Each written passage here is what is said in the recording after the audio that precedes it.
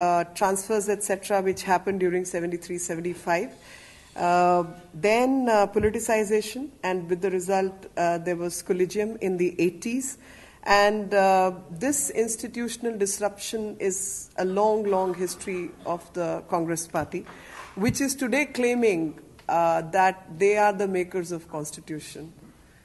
Taking away credit again from B.R. Ambedkar, that the Constitution was made by the people of this country, for the people of this country, and it is for their service only.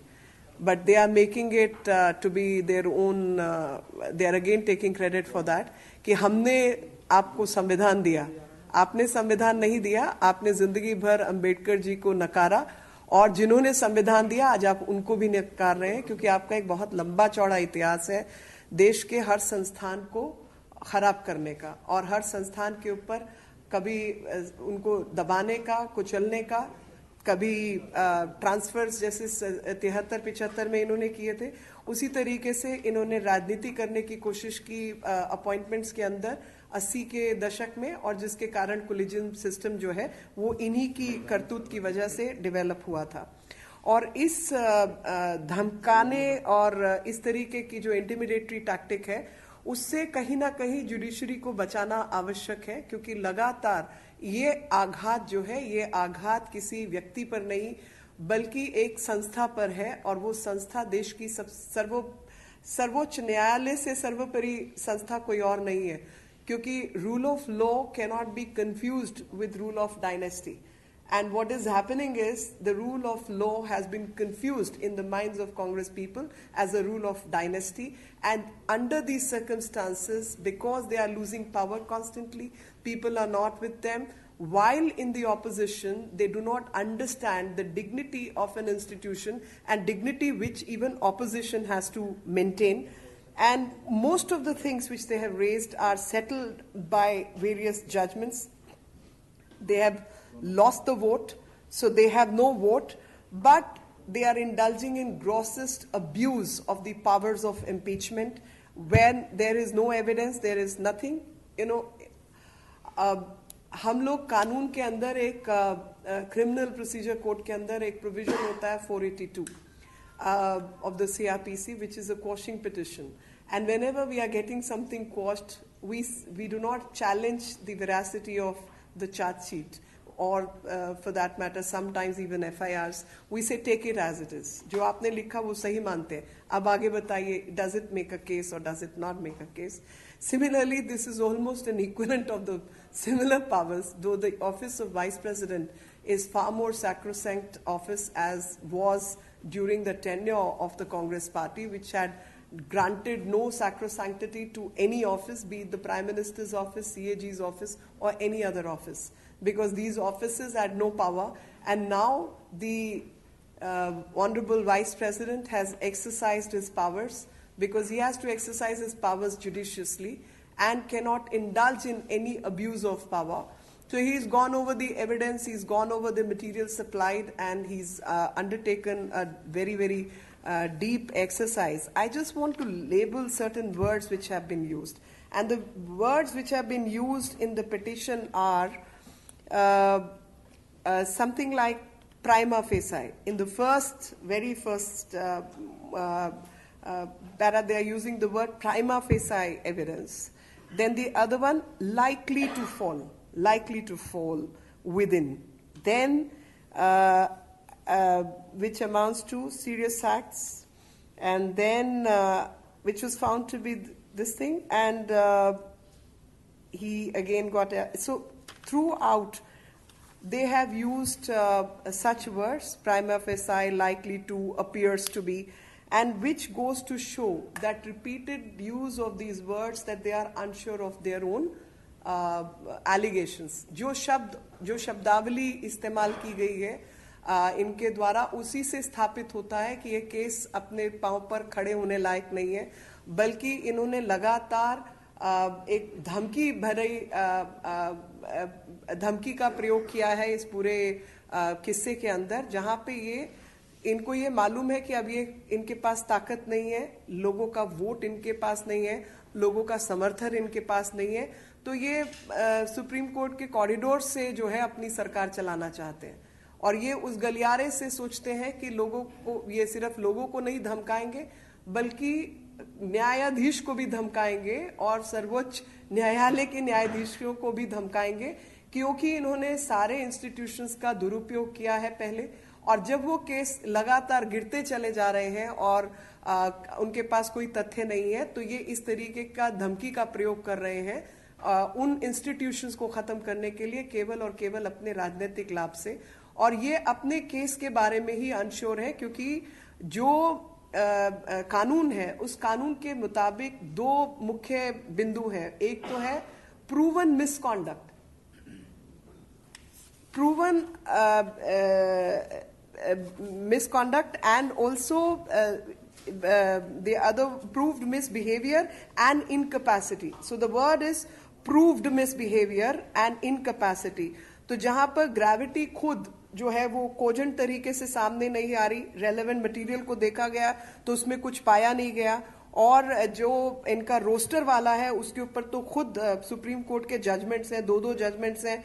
एक पुराना 5 जजेस का judgement है, उसके बाद एक और judgement है जिसमें कहा गया है कि master of the roster is the chief justice. अब वो आप चीफ जस्टिस से ये भी तय करवाएंगे कि कौन सा केस इंपॉर्टेंट है, कौन सा महत्वपूर्ण नहीं है, और उसको बाकी लोग तय करेंगे कि ये केस मेरे आगे लगना चाहिए। ऐसा हो सकता है क्या? एक मर्यादा होती है, किसी भी संस्थान को चलाने के लिए एक मर्यादा होती है, लॉज होते हैं, रेगुलेशंस होते हैं, प्रेसिडेंट्स होते हैं। So under all those parameters when you look at the entire thing you find that this case does not stand the scrutiny of law, this case does not stand the scrutiny of precedents and good conduct and good behavior. The worst thing is that there is an attempt by the Congress party. By causing this assault, it is actually harming the democracy, which during their tenure as the people in power, they have constantly denigrated democracy, they have constantly attacked those institutions, and when out of power, they continue with the same process, and they are still trying to do the same thing. And no case is made good by assumptions and presumptions. Cases are made good on the basis of evidence and solid evidence. Hindi में कहा जाए तो ये केवल अभियोग नहीं है, ये महाअभियोग की आप बात कर रहे हैं, और महाअभियोग का मतलब है कि जो नॉर्मल एलिगेशन है उससे अधिक इसके बारे में विषय के ऊपर आपके पास तथ्य होने चाहिए। तो जहां तथ्य नहीं है, जहां कागजात नहीं है, और केवल एक नियत से, और वो नियत है कहीं ना कहीं सरकार को और सरकार के माध्यम से जुडिशरी के ऊपर प्रेशर बनाने की, और आप जुडिशरी को ही कटघरे में खड़ा कर रहे हैं ताकि आपके चुनिंदा नुमाइंदों के आगे केसेस लगे। बल्कि अगर ऐसा कोई इंटरेस्ट किसी केस में दिखाया जाता है तो खास तौर पर वैसे केसेस उन लोगों के आगे नहीं लगने चाहिए, क्योंकि आप जानते हैं कि वो न्याय प्रक्रिया पर सबसे बड़ा आघात होगा। न्यायालय की जो इंडिपेंडेंस है, जो आजादी है, उसको बरकरार रखा जाएगा, क्योंकि यही संविधान की मांग है। आज अंबेडकर जी की बात करते हैं तो अंबेडकर जी ने तो इंडिपेंडेंस ऑफ जुडिशरी के ऊपर एक बिल्कुल उसको पॉलिटिकल, लेजिस्लेटिव और ब्यूरोक्रेटिक इंटरफेरेंस से उसको सील किया है कि वो इंटरफेरेंस नहीं हो सकती। They are trying to do exactly the opposite of that, and they are trying to intervene and interfere in the process of judicial dispensation, in the dispensation of justice, and trying to create an atmosphere in the country where people lose faith in judicial system, people lose faith in judiciary, and create a kind of anarchy in this country that people lose respect for judiciary. Judiciary is one institution which is respected by all, and their independence has to be maintained, and non-interference has to be the rule. But the unfortunate part is that Congress has repeatedly shown that they are the institutional disruptors, and they can go to any extent to play their dirty politics. And in the recent cases, it has been found that they used every other institution while in power to cause fabrication, to engage in all kind of wrongdoing. And when those cases are falling, they've started building pressure on judiciary by disrespecting them, and this impeachment motion was one such attempt where this act of blasphemy towards the Constitution has been acted upon. Nobody can compromise the independence of judiciary. There are safeguards within the system, checks and balances, and it is to keep those checks and balances in order. No external pressure can be exerted on the judiciary. तो जो एक system संविधान का बना हुआ है जिसके अंदर चेक्स एंड बैलेंसेस हैं, बहुत सारे लोगों की स्क्रीनिंग हो जाती है पहले ही. अगर किसी को कोई भी अपॉइंटमेंट मिलता है तो वो अपॉइंटमेंट की स्क्रीनिंग तो पहले हो चुकी है और उसके बाद आपको अपॉइंट किया जाता है. और इस प्रकार से जो लगातार ये आघात करने की कोशिश है और सब तरीके के कानून और जो ऑर्डर पास किया है, मैं आज माननीय उपराष्ट्रपति जी को धन्यवाद देना चाहती हूँ कि उन्होंने अपने ऑफिस का दुरुपयोग नहीं होने दिया. क्योंकि जिस तरीके के बयान कांग्रेस की तरफ से आ रहे हैं लगातार, और उन्होंने ये कहा है कि उनको केवल देखना था और आगे भेजना था, पिटीशन को केवल देखना था, नंबर ऑफ एमपीज को काउंट करना था और आगे भेजना था. तो मैं उनको बताना चाहती हूँ कि जो भी इस, और मैं समझती हूँ कि वो शायद कानून के जानकार हैं.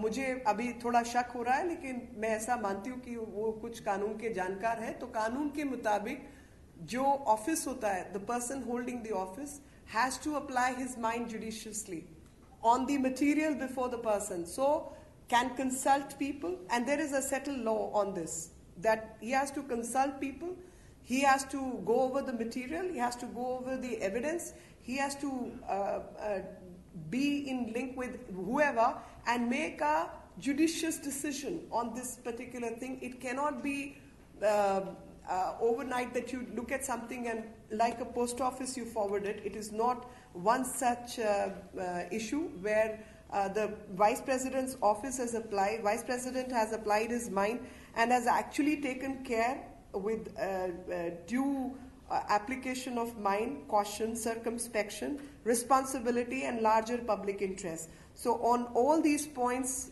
this order stands the scrutiny, and this was a judgment of Krishna Swamy versus Union of India 1993. So I think it's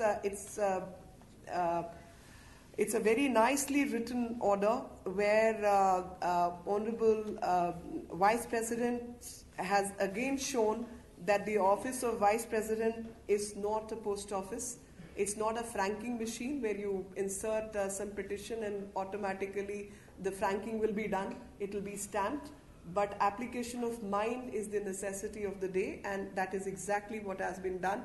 And a kind of impression is sought to be created in the world that India is a banana republic, which they had almost converted India to in their own time by disrupting institutions, and they continue to do that. But Republic of India is far, far, far superior for your own liking, and these institutions are far, far, far deeper and have the reverence of the people of this country. Our institutions are very strong, and they will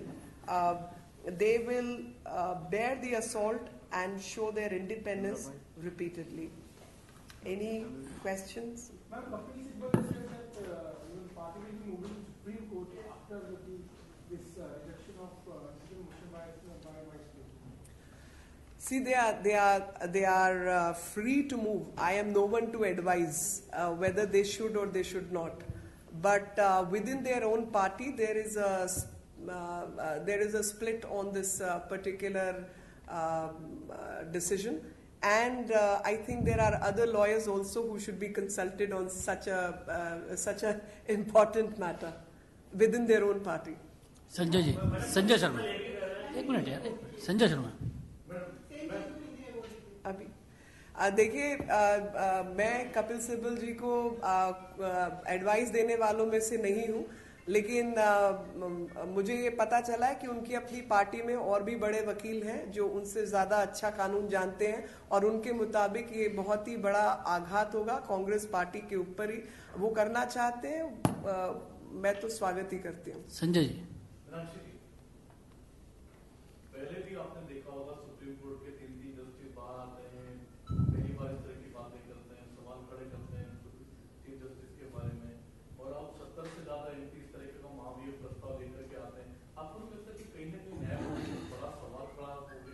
तो उनकी कोशिश ही ये है, इसीलिए तो हम कह रहे हैं कि इंटिमिडेटरी टैक्टिक है, ये धमकाने की कोशिश है, ताकि जो संवैधानिक पदों पर बैठे हुए लोग हैं वो इनके धमकाने में आए। आपको सबसे पहला विचार तो ये करना है कि वोट इनके पास है नहीं, संस्थाओं में इनका, लोगों के बीच इनकी कोई पकड़ नहीं है, और बावजूद उसके इन्होंने ये एक निर्णय ले लिया है कि अब मतलब खुद तो डूबेंगे सनम, तुमको भी ले डूबेंगे। तो अभी अभी अभी इनका ये है कि हम तो अब रहे नहीं पावर में, सारे इंस्टीट्यूशन को तबाह करेंगे, भारत के लोकतंत्र को तबाह करेंगे, और तुम सबको साथ लेके डूबेंगे। शैलन जी, पूरा फैसला है वाइस प्रेसिडेंट के द्वारा ये जल्दबाजी में लिया गया, उनको गलत सलाह दी गई है। दूसरी ओर कांग्रेस संविधान बचाओ अभियान चला रही है, तो क्या आप इस पूरे महाभियोग प्रस्ताव को एक राजनीतिक तौर पर कदम के तौर पर देखते हैं कांग्रेस के, या क्या कहना है? देखिए, संविधान की बात कर रहे हैं, सब न्यायपालिका के राजनीतिकरण की बात। न्यायपालिका के राजनीतिकरण किया किसने? आप इसके इतिहास में जाइए, न्यायपालिका से लेके सब देश के संवैधानिक संस्थानों का अगर किसी ने दुरुपयोग किया और उनके ऊपर उनकी जो स्वतंत्रता थी उसको समाप्त करने की कोशिश की, तो उसके लिए कांग्रेस खुद जिम्मेवार है। और उसमें आपको मैं याद दिलाना चाहती हूँ 70 का दशक और 60 का दशक, तो उन्होंने पहले जुडिशरी के ऊपर दबाव बनाए, उसके बाद मतलब सप्रेशन 73-75 में ट्रांसफर्स किए गए, और उसके बाद में जो है जो पॉलिटिसाइजेशन शुरू हुआ कि कौन जज बनेगा कौन नहीं बनेगा, 80 के दशक में वो किया, और उसी के कारण जो है कोलिजियम सिस्टम इस देश में आया। कोलिजियम सिस्टम इस देश का संवैधानिक सिस्टम नहीं है, लेकिन इनकी हरकतों के करके कोलिजियम सिस्टम लाया गया। तो जिन्होंने आज तक आघात पहुंचाया है भारत के लोकतंत्र पर, वो लोकतंत्र बचाओ की राजनीति करने सड़कों पर निकले हैं। अपने परिवार का इतिहास उठा के ढंग से पढ़ लिया होता तो शायद ये नौबत नहीं आती। इनके परिवार का इतिहास है जी। आप Congress party have come out and they also stated that it was a decision that was taken in haste and also ill-advised, because they could have taken, the vice president could have taken advice from the collegium also. How do you respond to this? So in the collegium, you are making a case against the number one judge. The judges who follow him, the 4 judges, were the ones sitting in the press conference, so they become interested party. So you can't take the advice of the collegium in this case. They can't be judges in their own case. And so far as developing an understanding on a subject is concerned, so 2 secretary generals, the present secretary generals of both houses, former legal luminary, former people who have held that post in the past, couple of other people he has already spoken to. I'm sure when if you read the order, you will find various judgments being quoted and various judgments being cited. So that means his office has done a fantastic research. Somebody would have advised him. I don't expect Venkaiah ji to have found the judgments and taken it out. Somebody has provided him that research.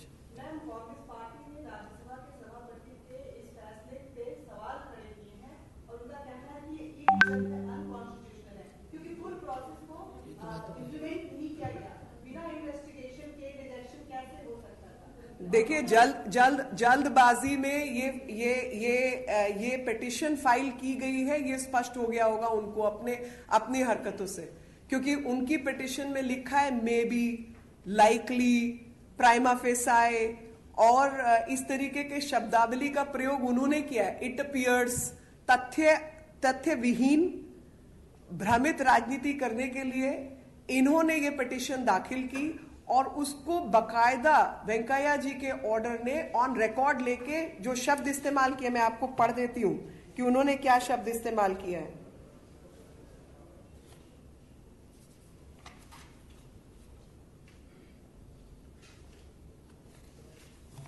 हाँ, ये paragraph 11 है, बड़ा interesting है।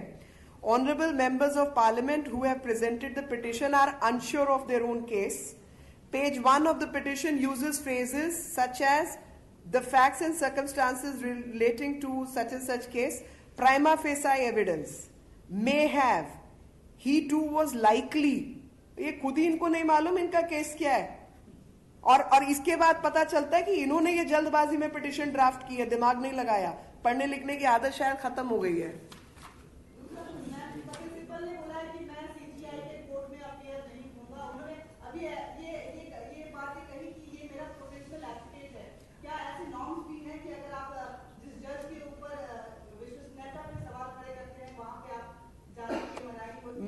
नहीं, कोई मनाही नहीं होती, लेकिन उन्होंने स्वेच्छा से ये व्यक्त किया है। मगर इस स्वेच्छा के पीछे आपको राजनीति समझने की जरूरत है, क्योंकि उनको भी शायद पता होगा कि उस कोर्ट के लिए इनको कोई एंगेज ही नहीं करेगा।